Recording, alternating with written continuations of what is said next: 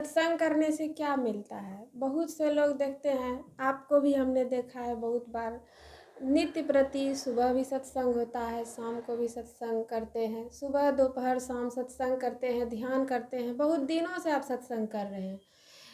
लेकिन सत्संग करने से क्या मिलता है? आप बताइए। सत्संग इतना दिन से क्या आपको क्या लाभ मिला? सत्संग करने से क्या मिलता है? कुछ अपने अनुभव, अपने जीवन के अनुभव के आधार पर आप बताइए। पहली बात तो यह है कि सत्संग से शांति मिलता है, सुख मिलता है। सुख तो जैसे संसार में हम लोग घूमते हैं, भरमाते हैं, तो दुख ही दुख है। कोई भी काम करने पर हमें दुख मिलता है। थोड़ा देर के शारीरिक लिए दुख हो या भौतिक दुख हो, लेकिन दुख मिलता है। सत्संग करने से सुख और शांति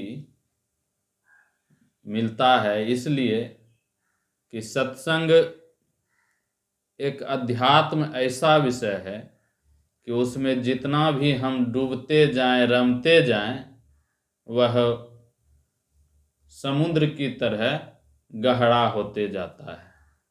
और उससे हम जिस तरह समुद्र में डुबकी मारने पर मोतियां निकलती है, उसी प्रकार सत्संग करने से धीरे धीरे मोती रूपी सुख हमें मिलने लगता है।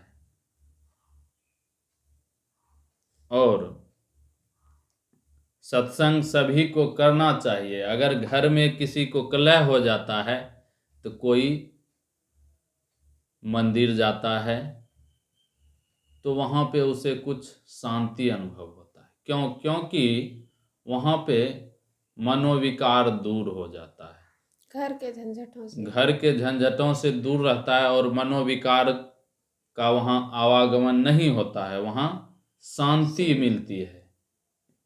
मन को संसारी लोगों का पहला कारण तो यही है कि इस पे सत्संग करना चाहिए। और दूसरा कारण यह है कि सत्संग आत्म कल्याण के लिए करना चाहिए। हम संसार में जितना भी काम करते हैं धनोपार्जन के लिए या परिवार को संभालने के लिए, उससे सिर्फ सांसारिक लाभ होगा।